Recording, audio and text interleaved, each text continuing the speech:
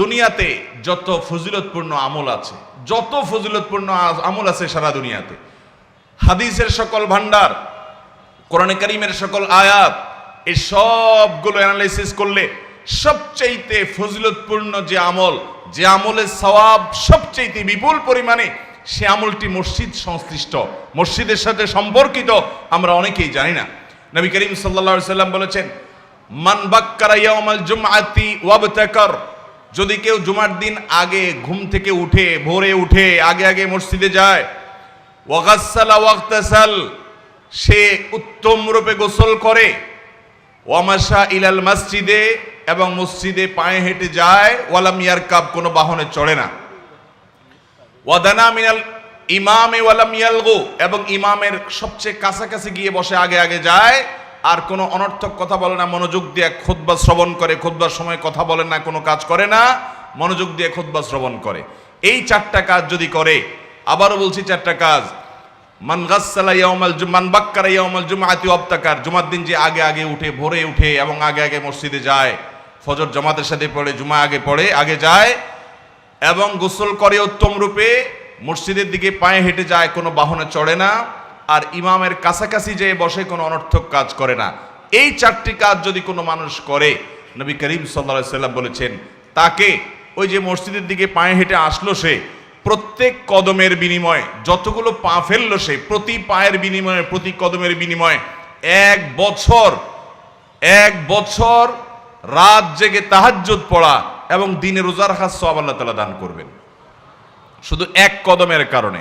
তাহলে আপনার বাড়ি থেকে যদি 100 কদম মসজিদের দূরত্ব হয়, তাহলে আপনি এই চারটা শর্ত পূরণ করলে আল্লাহ রাব্বুল আলামিন আপনাকে 100 বছর ইবাদত, রাত জেগে ইবাদত, দিনে নফল রোজা রাখার সওয়াব দিবেন, যেটি আমাদের দ্বারা কোনোদিনই পালন করা সম্ভব নয়। মুহতারাম হাজরিন, এত বিপুল পরিমাণ ফজিলত আল্লাহ রাব্বুল আলামিন দিবেন শুধুমাত্র মসজিদ সংশ্লিষ্ট এই আমলের কারণে।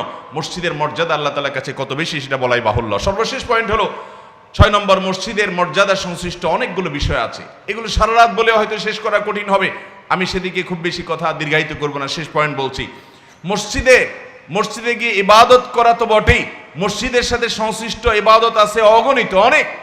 মসজিদে গিয়ে কেউ যখন জামাতে শামিল হবে, তখন তাকে আল্লাহ তাআলা 27 গুণ বেশি সওয়াব দান করবেন, জামাতে শামিল হলেই এই সওয়াব পাওয়া যাবে।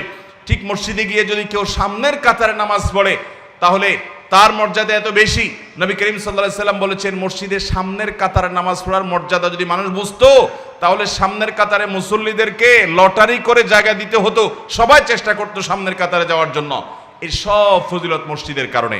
আল্লাহ রাব্বুল আলামিন মসজিদের এই ফজিলতগুলোকে অনুধাবন করে, মসজিদের হক আদায় করে, নবী করিম সাল্লাল্লাহু আলাইহি সাল্লাম এবং খোলাফায়ে রাশিদা যে মসজিদ নির্মাণ করেছেন, তাদের মসজিদকে যেভাবে আবাদ করেছেন, যেভাবে আদর্শ মসজিদ গড়ে তুলেছেন, যেভাবে গোটা পৃথিবীকে নেতৃত্ব দিয়েছেন, মানবতার সকল সমস্যার সমাধান মসজিদ থেকে করেছেন, আল্লাহ তাআলা আমাদের মসজিদগুলোকে সেরকম আদর্শ মসজিদ, সেরকম মডেল মসজিদ, সেরকম সমাজকে উন্নয়নকারী মসজিদ হওয়ার তৌফিক দান করুন।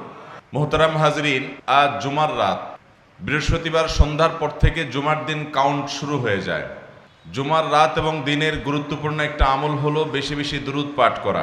নবী করিম সাল্লাল্লাহু আলাইহি সাল্লাম বলেছেন, আকসিরু আলাইয়া মিনাস সালাতি মিন ইয়াউমিল জুমআতি ওয়া লাইলাতিল জুমআহ, অর্থাৎ জুমার দিন এবং জুমার রাত, হিজরি বর্ষ অনুপাতে রাত আগে আসে, সেই হিসাবে বৃহস্পতিবার সন্ধ্যা থেকেই জুমা শুরু হয়ে যায়, আর বৃহস্পতিবার দিবাগত রাত, এটা জুমার রাত। তো নবী আলাইহিস সালাম বলেছেন, জুমার দিন এবং জুমার রাত, অর্থাৎ বৃহস্পতিবার দিবাগত রাত এবং জুমার দিন, শুক্রবারের দিন, এই পুরো সময়টুকু তোমরা আমার প্রতি বেশি বেশি দুরূদ প্রেরণ করো। ফাইন্না সলাতাকুম মা'রুদাতুন আলাই, কারণ তোমরা যে দুরূদ আমার প্রতি প্রেরণ করো, এগুলো আল্লাহর ফেরেশতারা আমার কাছে নিবেদন করে, উপস্থাপন করে এবং বলে, হে আল্লাহর রাসূল, আপনার কাছে পৃথিবীর অমুক প্রান্ত থেকে অমুকের সন্তান অমুক দুরূদ প্রেরণ করেছে, এই দুরূদ, এই কোয়ালিটি। নবী সাল্লাল্লাহু আলাইহি সাল্লামের কাছে তার বিস্তারিত বিবরণ পেশ করা হয়ে থাকে। তার উম্মত হিসাবে আমাদের পাঠ করা দুরূদ এর খবর নবীজি সাল্লাল্লাহু আলাইহি সাল্লামের কাছে ফেরেশতারা শোনাক, সেটা আমরা চাই না? তাহলে আমাদেরকে এই বৃহস্পতিবার সন্ধ্যা থেকে শুক্রবার সন্ধ্যা সময়ের আগ পর্যন্ত, সূর্য অস্ত যাওয়ার আগ পর্যন্ত এই পুরো সময় ধরে বেশি বেশি দুরূদ পাঠ করতে হবে এই আমলটা করবো তো ইনশাআল্লাহ। আজকের এই মাহফিল থেকে আসুন আমরা এই আমলটা শিখে যাই এবং প্রতিজ্ঞা করে নেই যে আমি আমার পরিবারের সদস্য, আমার পরিচিত অপরিচিত, পাড়া প্রতিবেশী, আমার অধীনস্থ সমস্ত মানুষদেরকে আমি এই আমল শেখাবো, নিজে আমল করব। কারণ নবী করিম সাল্লাল্লাহু আলাইহি ওয়াসাল্লামের প্রতি দুরূদ প্রেরণ করার আমলের ফজিলতার মর্যাদা এত বেশি যে আল্লাহ সুবহানাহু ওয়া তাআলা, যে ব্যক্তি একবার নবীজির প্রতি দুরূদ প্রেরণ করে, আল্লাহ তাআলা ওই দুরূদ প্রেরণকারীর প্রতি 10 বার রহমত নাজিল করে। অতএব আমরা বেশি বেশি দুরূদ পড়ব তো ইনশাআল্লাহ। এর জন্য ওযুও জরুরি নাই, বিনা ওযুতেও আপনি পড়তে পারবেন। দরুদ ইব্রাহিম যেটা নামাজে পড়েন এটা পড়তে পারেন, সাল্লাল্লাহু আলাইহি সাল্লাম শুধু এটা পড়তে পারেন, আল্লাহুম্মা সাল্লি আলা মুহাম্মদ ওয়া আলা আলি মুহাম্মদ শুধু এটুকু পড়তে পারেন। যে কোনোভাবে আমরা বেশি বেশি এই জুমার রাত এবং জুমার দিনে দুরূদ পাঠ করব। আজকের মাহফিল থেকে যেহেতু জুমার রাত, সে উপলক্ষে আমি কথাটি, এই আমলটি বলে দিলাম।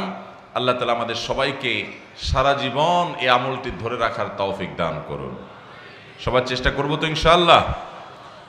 মোহতারাম হাজরিন, আমি আলোচনার শুরুতে একটা আমলের কথা আপনাদেরকে ওয়াদা করাইছি। কি আমল সেটা কে বলতে পারবেন? দুরূদ শরীফের আমল। প্রত্যেক বৃহস্পতিবার সন্ধ্যা থেকে শুক্রবার সন্ধ্যার আগ পর্যন্ত বেশি বেশি করে পড়বেন তো ইনশাআল্লাহ। আমি যেখানে বৃহস্পতিবারে যাই সেখানে এই কথা বলি, কারণ আপনারা সবাই আমল করা শুরু করলে আল্লাহ আমাকেও সওয়াব দিবে ইনশাআল্লাহ। সবাই আমল করবেন তো ইনশাআল্লাহ।